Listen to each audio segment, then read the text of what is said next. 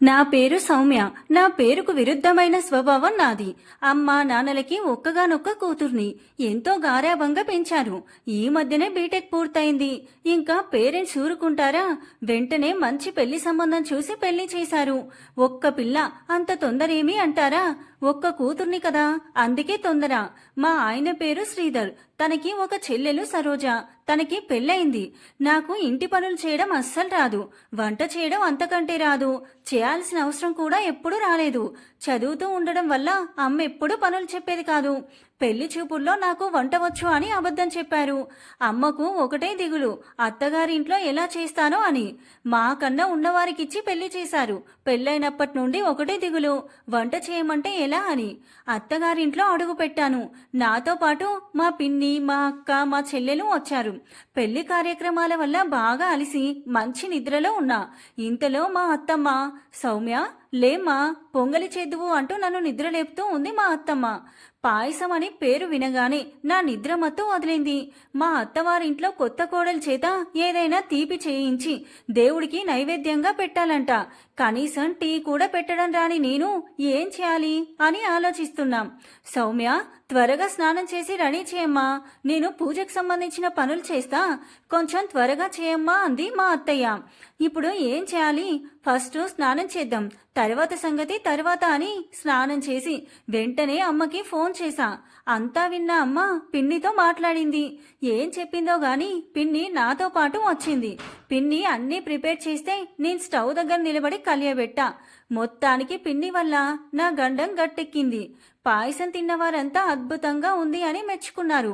మా మామగారు మా అత్తను ఉద్దేశిస్తూ, ఎప్పుడన్నా ఇంత అద్భుతంగా చేశావా? అమ్మాయి చూడు అమృతంలా చేసింది.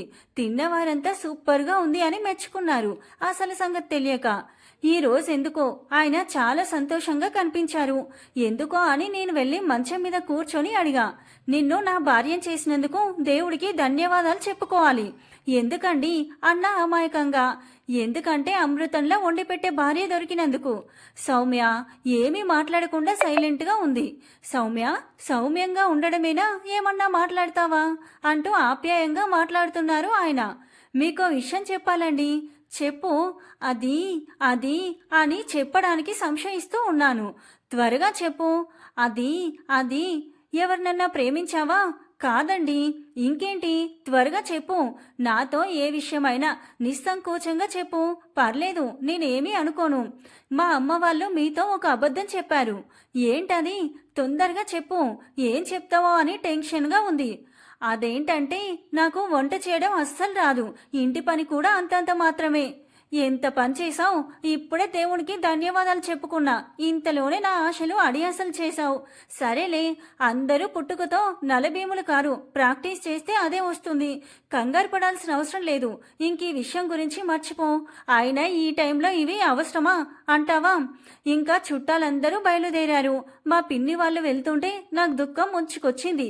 తెగ ఏడ్చి అందరినీ ఏడ్పించాను. వాళ్ళు వెళ్తున్నారన్న బాధ కన్నా వంట ఎలా చేయాలన్న బాధే ఎక్కువైంది. మా అత్తను తలుచుకుంటే భయమేస్తుంది. అందరూ వెళ్ళిపోయారు. నేను బాధపడ్డం చూసి అందరూ నన్ను ఓదార్చారు. ఆ బాధతో కొంచెం ముభావంగా ఉండడంతో కొత్త కోడలికి అప్పుడే పనులు చెప్పి ఎందుకు ఇంకా బాధ పెట్టడం అనుకున్నారేమో మా అత్తమ్మ. వంట వార్పు అని నా జోలికి రాలేదు. నా బాధ పోగొట్టాలని ఆ ఊరని ఈ ఊరని తిప్పేవాడు మా ఆయన.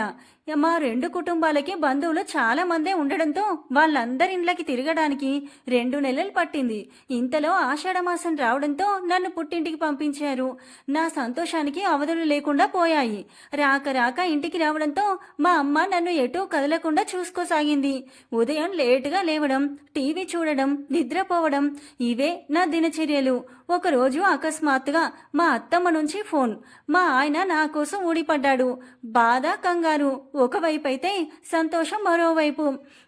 ఎంతో భారంగా ఊరికి బయలుదేరాను. మా అత్తగారు నాకు హారతి పట్టి లోపలికి తీసుకెళ్ళింది. నేను మాత్రం వంట జోలికి వెళ్లకుండా చిన్న చిన్న పనులు, ఇల్లు సర్దడం, ఇల్లు చిమ్మడం, బండలు తుడవడం, బట్టలు మడత పెట్టడం, ఇలాంటి పనులు చేస్తూ ఎస్కేప్ అయ్యేదాన్ని. ఇలా చిన్నగా ఇంటి పనులు నేర్చుకున్నాను. ఇంకా వంట పని మాత్రమే మిగిలింది. వంట ఎప్పుడు నేర్చుకోవాలో ఏమో అని నాకు ఒకటే దిగులు.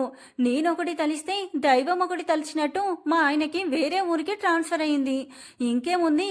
ఆయన వెంట నన్ను తీసుకెళ్లాడు. అత్తమ్మ మావయ్య దగ్గరుండి మరి అన్నీ సిద్ధం చేశారు. కొత్తగా అద్దెకిల్లు మాట్లాడారు. కావాల్సిన సామాగ్రి సమకూర్చారు. ఒక 4 రోజులుండి వెళ్లారు. నీకేమీ ఇబ్బంది లేదులేరా, అమ్మాయి అమృతంలో వండి పెడుతుంది, ఎంతైనా నువ్వు అదృష్టవంతుడిరా అంటూ వాళ్ళు వెళ్ళిపోయారు. ఇప్పుడు ఇంట్లో మేమిద్దరమే. కాఫీ కలిపి ఇద్దరికి తనే ఇచ్చేవాడు. పాపం మా ఆయన నాకు వంట రాదని తెలిసి మాకు ఉదయం టిఫిన్, మధ్యాహ్నం సాయంత్రం 3 పూటలకి పార్సల్ బయట నుంచి తెచ్చేవాడు. మా అమ్మ చేతి వంటకి అలవాటు పడిన నేను బయట భోజనం తినలేకపోయాను. కానీ తప్పదుగా ఆ ఫుడ్ తిని మా ఆరోగ్యం పాడైంది. ఒకరోజు పక్కింట్లో ఉండే బామ్మగారు వచ్చారింటికి.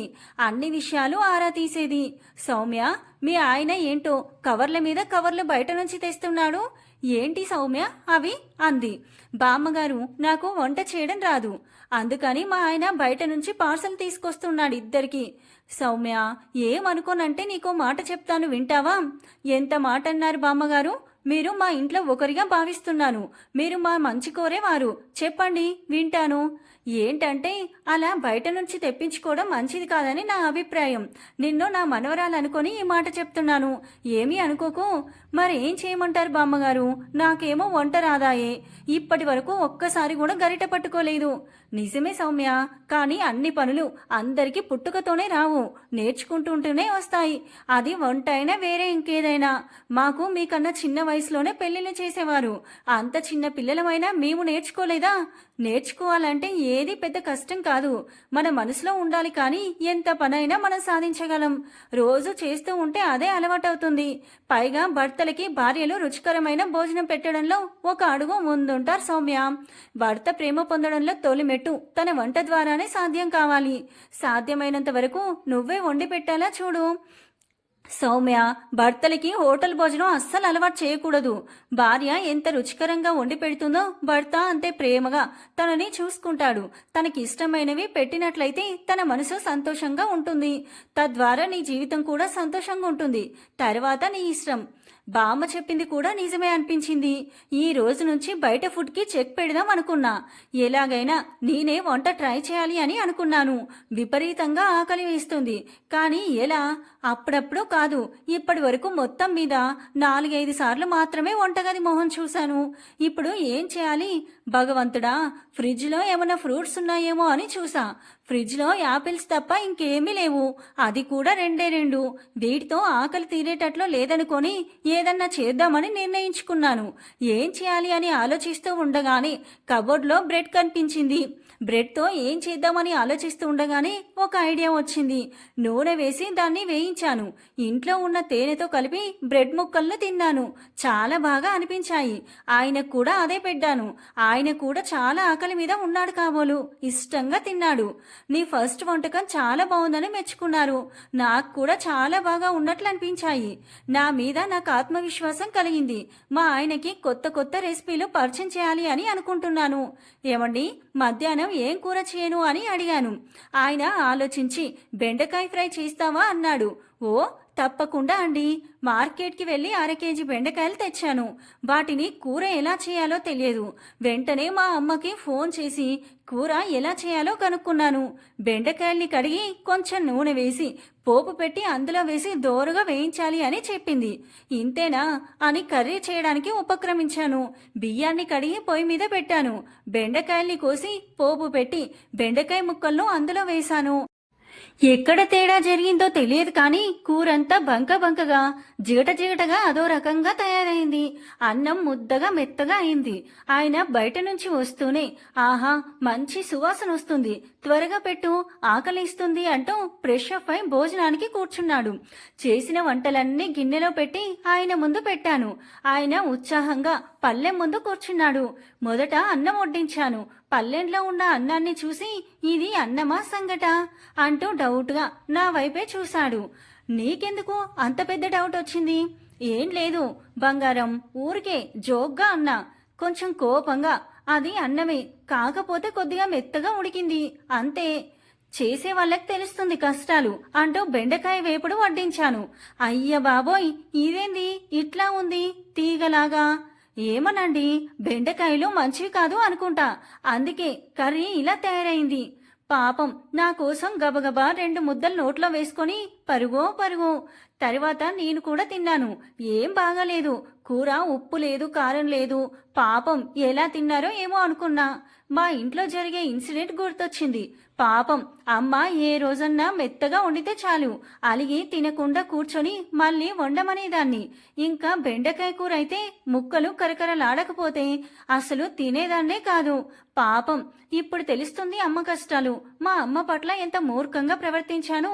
ఇవన్నీ తలుచుకుంటే చాలా బాధేసింది. పాపం అమ్మ ఏవడిగితే అవి చేసి పెట్టేది.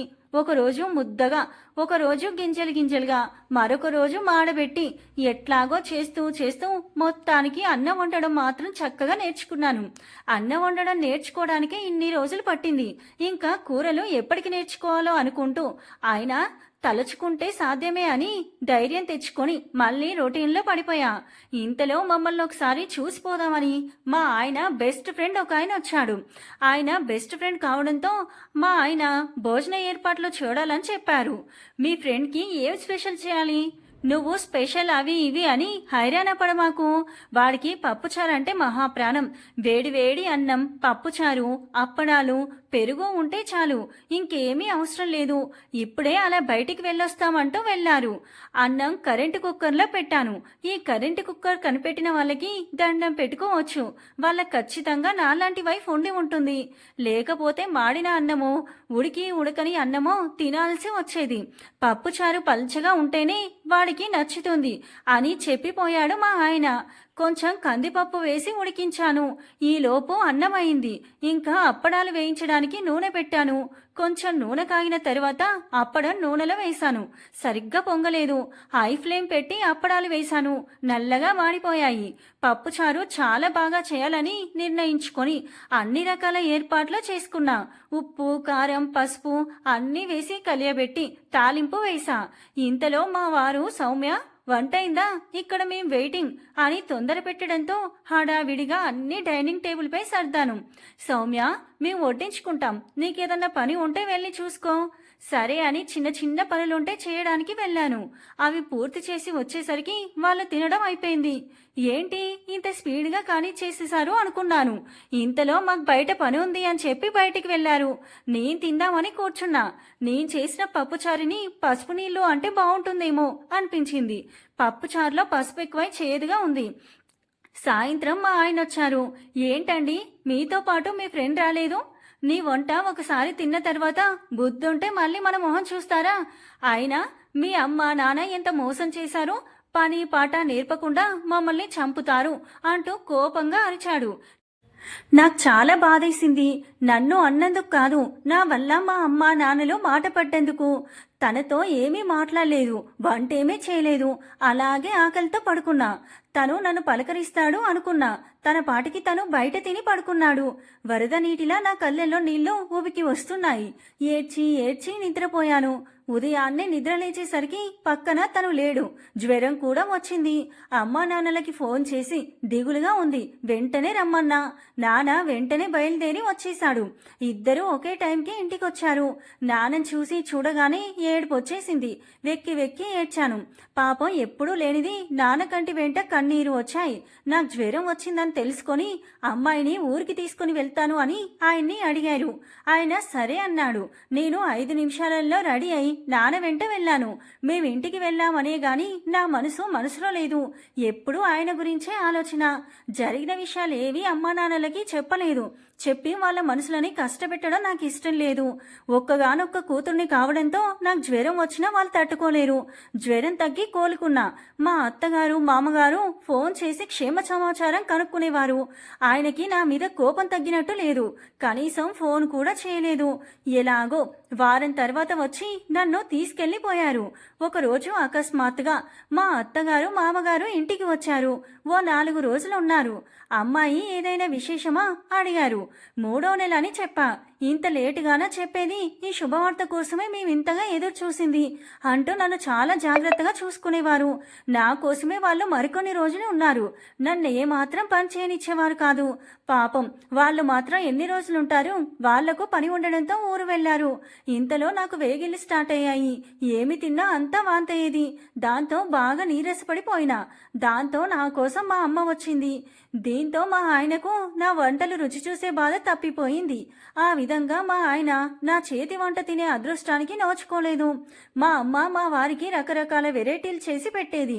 నన్ను వంటింట్లోకి వెళ్ళనిచ్చేది కాదు. ఏ మాటకు ఆ మాటే చెప్పుకోవాలి.